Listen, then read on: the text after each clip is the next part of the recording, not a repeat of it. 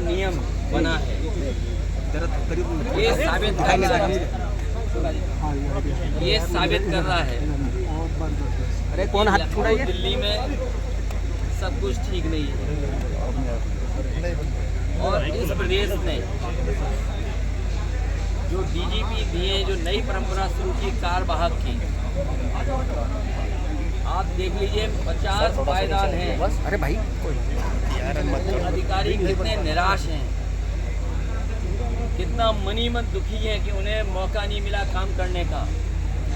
कितने आईपीएस होंगे जिन्हें मौका नहीं मिला और अपने खासम खास और अपने पक्के को बैठाने के लिए इसलिए कि जिससे कि बेईमानी की जा सके, जिससे अन्याय किया जा सके, जिससे कानून की धज्जियां उड़ाई जा सके, इसलिए सरकार अपना ऐसा फैसला कराना चाहती है, नियम बनाना चाहती है कि उन्हीं के कोई न कोई बैठ जाए।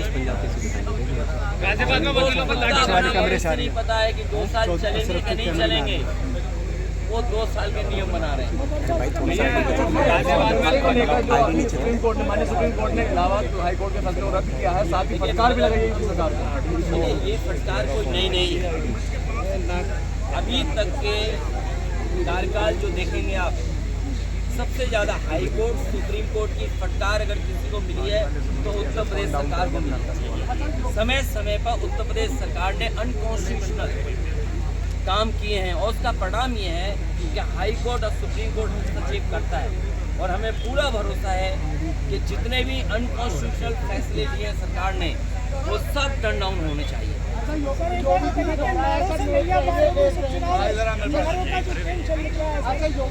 Divide and rule, Akhilesh ji हम लोग पहुंच नहीं पा रहे हैं। साथियों कहीं सुधार सुनने को मिल गया, ये सुधार नहीं है। डिवाइड का हिंदी क्या है? बांटो। डिवाइड एंड रूल नारा दिया था अंग्रेज आने नहीं दे रहे सिक्योरिटी, और अंग्रेज तो चले गए लेकिन अपने वचन छोड़ गए। ये वचनवंशी लोग हैं अखिलेश जी, अंग्रेजों के। अखिलेश जी, इसीलिए इन्होंने इस तरह का नारा दिया था। अखिलेश जी, भारत और खासकर उत्तर प्रदेश का समाज ऐसे नारों को कभी स्वीकार नहीं कर सकता है। गाजियाबाद शुरू करता है कि आप जब भी करते हैं शुरुआत तो गाजियाबाद से करते हैं। अखिलेश जी पीछे वाला नहीं आ पा रहा है। देखिए गाजियाबाद शुरुआत है और मैं तो चाहता हूँ कि दिल्ली से बेहतर गाजियाबाद बने। इसका प्रयास हम लोगों ने किया अपनी सरकार में। तमाम वो इंफ्रास्ट्रक्चर के प्रोजेक्ट जो बहुत ज़रूरी थे गाजियाबाद के लिए, नेताजी ने या पुराने जो आप देखोगे इंफ्रास्ट्रक्चर काम वो कांग्रेस के ज़माने के दिखेंगे। इनका तो कोई काम दिखता ही नहीं है। इनका काम केवल ये है कि विनाश कर दो। इनका काम है काम को रोक दो, तोड़ दो और उसका परिणाम ये है कि आपका साथी भी, मैं नहीं जानता कि वो साथी कितना करीब आपका लोग हुआ, लेकिन पत्रकारों को जिस तरीके से अपमानित होना पड़ रहा है आप कल्पना नहीं कर सकते। जेल तो भेजा ही भेजा है और मैं कहता हूँ अगर आप सच दिखाने लगोगे तो आप में से भी कुछ लोग जेल चले जाएंगे। दबाव है सब पर, जितने पत्रकार साथी हैं ये दबाव में काम कर रहे हैं और दबाव में नहीं काम करते हैं और अगर निष्पक्ष होकर काम करते हैं तो कई जगह कपड़े उतार दिए गए, नंगा कर दिया गया पत्रकार। ये क्या लोग देखिए जो कोर्ट में हुआ और अधिवक्ताओं के साथ इस तरह व्यवहार नहीं करना चाहिए। अगर कोई बात कोर्ट की थी तो मैं समझता हूँ कोर्ट में अपने प्लेटफॉर्म में उन दोनों पक्षों का बात सुनी जा सकती है, लेकिन पुलिस ने भी अपना गुस्सा क्यों उतारा? किसका गुस्सा उतारा जा रहा है? जो वकीलों को भी अपमानित होना पड़ा।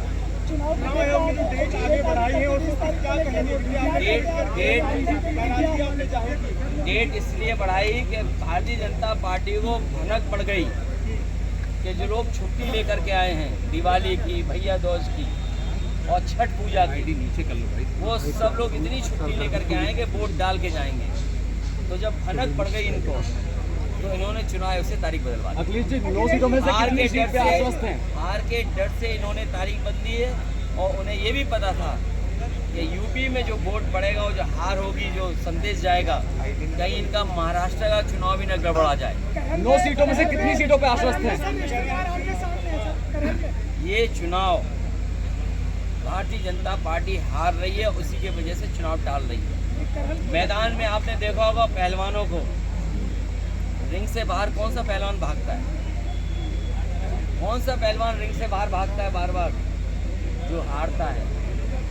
इसीलिए कभी अयोध्या का चुनाव टाला इन्होंने, और ये अब तारीख बदल दी। जब इन्हें यही बढ़ाना था तो ये पहले भी तो चुनाव करा सकते थे जिन तारीखों में आज चुनाव हो रहे हैं। क्या वजह कि इन्होंने तारीख बदल दी? कोई ना कोई खास तैयारी भाजपा कर रही होगी। उपचुनाव में कितनी सीट आ रही है आपकी? उपचुनाव में कितनी सीटें नहीं मिला। बीजेपी पुलिस को आगे करके है। जब आप रामपुर बना दूंगा, इसका मतलब ये है कि वोट नहीं डालने देंगे। लोकतंत्र में या चुनाव आयोग इन बातों को देख रहा होगा कि इनकी तैयारी खास ये है कि वोट ना पड़ पाए। बूथ चिन्हित कर रहे होंगे ये लोग, बूथ चिन्हित कर रहे होंगे कि बूथ पर फोर्स लगा दो कि वोट निकले नहीं, क्योंकि फोर्स और एडमिनिस्ट्रेशन की जिम्मेदारी ये बनती है कि ज़्यादा से ज़्यादा वोट आए। ये केवल वोट रोकने की रणनीति बनाएंगे, इसीलिए इन्होंने हफ्ता बढ़ाया। और इन्हें पता था त्योहार पे जो लोग आए हैं दूर से छोड़ करके, वो सब इन्हें चुनाव हरा देंगे।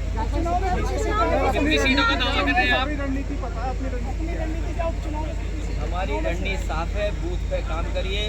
और आज हर वर्ग के खिलाफ व्यापारी जीएसटी से दुखी है। ये जो गरीब महंगाई का सामना कर रहे हैं, केवल गरीब के सामने संकट नहीं है, ये जो मल्टी स्टोरी बिल्डिंग में रह रहे हैं इनको भी महंगाई का असर पड़ रहा है।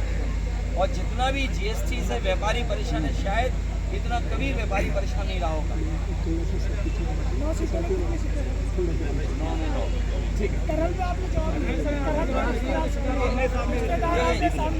आपको ये बीजेपी से पूछना चाहिए कि जो लोग परिवारवादी आरोप लगाते थे, वो कहाँ रिश्तेदारवादी में फंसे? जिन्हें प्रत्याशी नहीं मिला, और मैं आज कह के जा रहा हूँ आप अभी तक की सबसे बड़ी जीत, हाथ हटा लो भैया, किसका आई है? सबसे बड़ी पीछे से हाथ हटाओ मेरे कंधे से भाई, हिलाओ नहीं। ठीक है।